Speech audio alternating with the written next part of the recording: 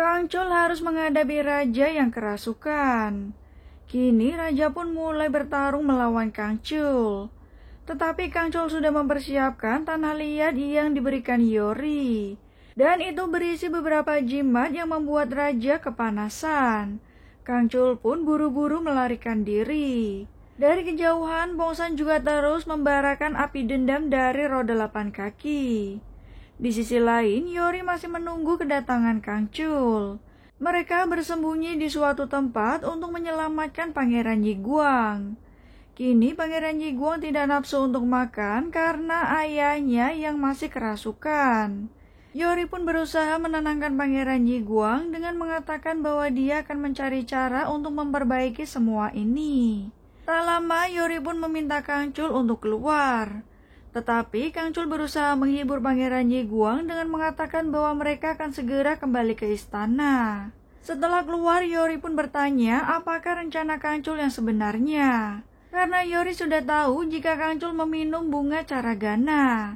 Iori pun mengatakan keinginannya bahwa dia ingin melarikan diri bersama Kangcul. Kangcul bingung kenapa Iori tiba-tiba mengatakan hal seperti itu. Bagi Iori, Kangcul yang lebih penting daripada raja dan juga Pangeran Yiguang. Akhirnya, Kangcul pun setuju dengan rencana Iori untuk melarikan diri.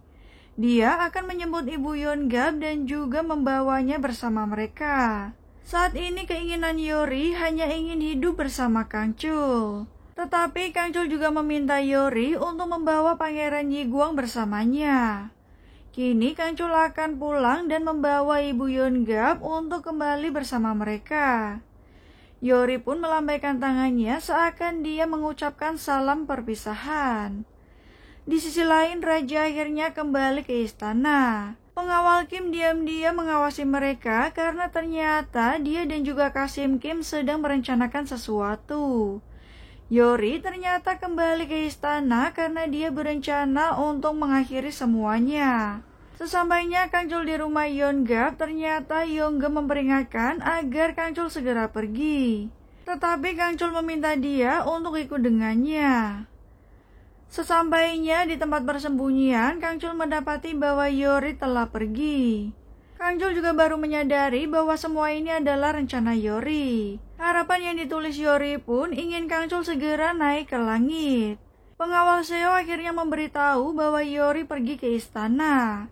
Hal itu tentu saja membuat Kangcul sangat marah dan akan segera menyusul Iori ke istana dengan raut muka yang sangat cemas. Dia pun tidak akan membiarkan Iori dalam bahaya. Kini Iori menyamar sebagai seorang Kasim. Dia pun mengingat semua kenangan indahnya bersama Kangcul. Tentu saja hal itu sangat menyakitkan karena Iori akhirnya mengkhianati janji mereka. Iori pun tidak bisa menahan kesedihannya. Kemudian Iori, Kasim Kim dan juga pengawal Kim akan menuju ke tempat raja. Mereka akan mempertaruhkan nyawanya untuk mengakhiri semua ini. Kasim Kim juga nampak gelisah karena semua ini bisa menjadi akhir bagi mereka. Perlahan mereka pun mendekati kamar raja. Tetapi mereka dihadang oleh Kasim Song dan juga Jung Sason.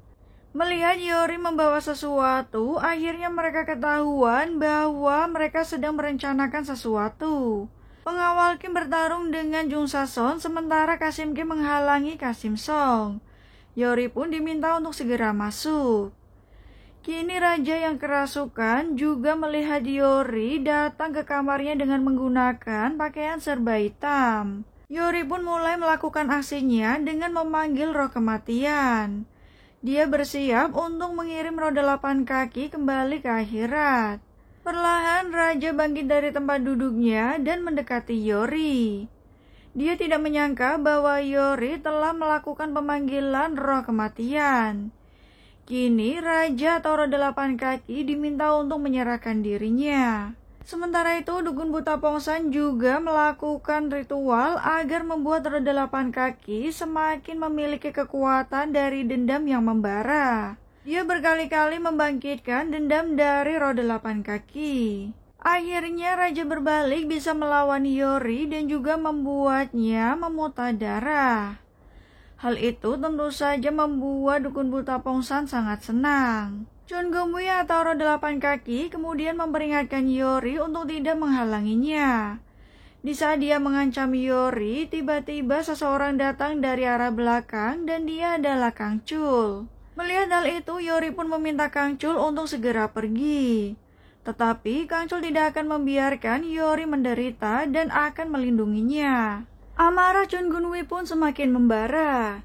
Dia membakar pedangnya dan siap untuk melawan Kang Chul. Kemudian saat Kang Chul menyebut bahwa Chun Gum-wi adalah roh yang jahat, tiba-tiba Chun Gum-wi pun merasa murka. Dia justru menyebut Kang Chul adalah dewa yang sangat kejam. Saat itu Chun Gum-wi terus berdoa untuk meminta bantuan. Tetapi ketika Kang Chul melihat bahwa dia dan juga penduduk desa Yongdam menderita, Kang Chul tidak menggunakan kekuatannya untuk menolong mereka. Oleh sebab itu, Chun Gum-wi pun sangat murka ketika mendengar bahwa Kang Chul adalah seorang dewa. Kini Kang Chul berhasil menghentikan sementara kekuatan dari roh 8 kaki. Nah, dia berusaha untuk mengalahkannya, tetapi ternyata roh 8 kaki menjadi semakin kuat hingga membuat Kang Chul pun tersungkur. Di saat itu, roh 8 kaki langsung menghampiri Yori dan juga mengangkatnya. Karena melihat dirinya tidak berdaya, Kang Chul pun memutuskan untuk memakan beberapa bunga caragana. Yori berusaha menghentikannya, tetapi Kang Chul sudah memakan bunga tersebut dan akan melakukan pengorbanannya. Kang Chul pun bersiap menggunakan cahaya mutiaranya demi melindungi Yori, serta membuat seluruh arwah di dalam roh 8 kaki pergi ke akhirat. Kini roh 8 kaki benar-benar menghilang. Dan hal itu tentu saja membuat dukun Pongsan ketakutan. Yori juga akhirnya sadar dan dia langsung menghampiri Kang Chul yang sudah tergeletak. Begitu pula dengan raja yang akhirnya terlepas dari pengaruh roh 8 kaki. Kemudian Yori mengadakan ritual untuk mengirim Chun Gun-wi agar tenang pergi ke akhirat. Yori pun memulai aksinya dengan dibantu oleh Biksu Gasop. Yori juga terlihat memulai tariannya. Seluruh anggota kerajaan menyaksikan hal tersebut. Tiba-tiba Chun Gum-wi dan juga seluruh penduduk desa Yongdam yang meninggal hadir di tempat itu. Yori tidak menyangka bahwa semua arwah akhirnya muncul. Raja pun mulai memohon ampun dan juga meminta maaf atas kesalahan yang dilakukan oleh leluhurnya. Dia juga mengakui kedudukannya saat ini berkat tumpah darah dari seluruh penduduk Yongdam. Kemudian raja pun tidak henti untuk menangis dan bersujud meminta maaf. Mendengar ketulusan raja, Chun Gum-wi akhirnya mengatakan bahwa dia sebenarnya sangat membenci keturunan raja. Namun dengan setetes air mata yang dikeluarkan oleh raja itu meluluhkan hatinya. Tibalah Chun Gum-wi dan juga seluruh penduduk Yongdam untuk pergi ke akhirat. Satu persatu mereka terlihat mulai meninggalkan tempat itu. Nah, kini seluruh penduduk desa Yongdam bisa pergi dengan tenang. Sementara Kang Chul belum menunjukkan lagi kehadirannya. Yori tahu jika seorang Imogi tidak mempunyai mutiara di dalam tubuhnya, maka dia akan binasa. Dia juga tidak merasakan kehadiran Kang Chul di sekitarnya. Biksu Gasop mencoba menenangkan Yori dengan mengatakan kemungkinan Kang Chul jatuh ke bumi adalah untuk menyelamatkan roh penduduk desa Yongdam. Dan mungkin saja selama ini itu menjadi beban bagi Kang Chul. Yonggem dan Yori tidak bisa menahan kesedihannya. Di lain sisi, raja juga sangat kehilangan Kang Chul. Semenjak kemunculan Kang Chul, raja seperti mendapatkan seorang teman.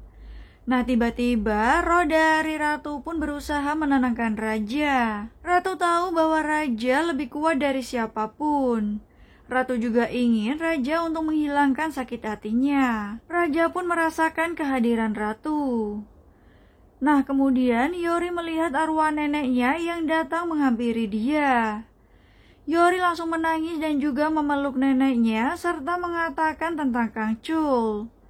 Neneknya selama ini tahu apa yang sudah dilakukan oleh Kang Chul. Nenek Nobdok juga berusaha untuk menenangkan Yori. Setelah beberapa saat, tiba waktunya Nenek Nobdok untuk segera pergi ke akhirat. Dia berpesan agar Yori selalu menjaga dirinya. Perlahan nenek Nomdok pun mulai meninggalkan Yori dan menuju ke pintu akhirat. Nah, di sisi lain, kini dukun buta Pongsan sedang diburu oleh pengawal kerajaan. Dia dan Sewon berusaha untuk melarikan diri. Pongsan kemudian meminta Sewon untuk pergi terlebih dahulu. Nah, ketika Sewon pergi, ternyata dia ditangkap oleh pengawal kerajaan. Pongsan mengkhianatinya, tetapi tiba-tiba dia tersambar oleh petir. Hal itu membuatnya akhirnya meninggal. Nah, keesokan harinya, Yori tidak mempunyai pilihan lain selain memakamkan tubuh Yeongap. Karena Kang Chul juga tidak segera kembali. Setelah Yori memasukkan baju Kang Chul, dia tidak lupa untuk memasukkan juga gelang yang dia buat untuk Kang Chul. Kini semuanya telah bersiap untuk melepas kepergian Kang Chul. Biksu No juga turut mendoakannya. Yeonggum terus menangis karena dia tidak menyangka harus kehilangan anaknya 2 kali. Namun tiba-tiba peti itu pun bergerak. Kang Chul bangkit dari kematiannya dan tidak menduga bahwa dia akan segera dimakamkan. Yori pun sangat senang hingga akhirnya dia memeluk Kang Chul. Begitu pula dengan Yeonggum yang ikut memeluknya. Kini Tuan Choi juga kembali ke istana menjadi pembimbing dari Pangeran Yiguang. Sementara Ibu Suri juga meminta maaf kepada arwah Okim. Tetapi dia belum ingin pergi karena masih ingin bersama Yori. Selanjutnya, Yori juga membuatkan kacamata untuk Tuan Choi. Di saat Tuan Choi ingin membayarnya, Yori menolak menerima uang darinya. Kini Tuan Choi akan mempromosikan kacamata Yori ke bangsawan lain. Di saat Yori akan pergi, Inson sudah menunggunya. Inson terlihat menuangkan secangkir teh untuk Yori, tetapi ketika Yori memegang cangkir itu, dia melihat 2 cincin di jarinya. Yori mengatakan bahwa dia akan segera menikah. Tak lupa Yori juga memberikan jimat untuk belahan jiwa kepada Inson. Nah, Kang Chul kemudian menceritakan dirinya saat naik ke langit. Dia diberi 2 pilihan apakah akan tetap di surga atau dia akan turun ke bumi. Kang Chul memilih untuk kembali ke bumi karena dia ingin bersama Yori. Kang Chul pun memamerkan kacamatanya sebagai hadiah pernikahan yang dibuat oleh Yori. Raja pun kini bisa hidup tenang. Yori dan Kang Chul bertemu di pasar, di mana Yori sekarang menggunakan sepatu yang diberikan oleh Kang Chul. Tak lama Kang Chul dan Yori mempunyai seorang putri, tetapi Kang Chul selalu merasa iri kepada putrinya.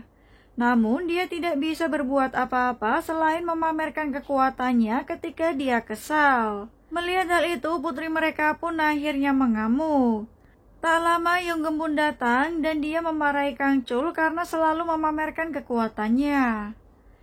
Nah, mereka pun kini hidup bahagia bersama.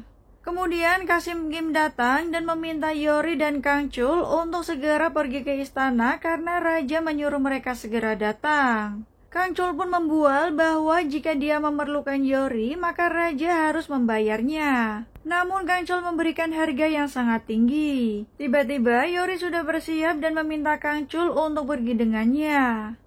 Keduanya pun kini hidup bahagia.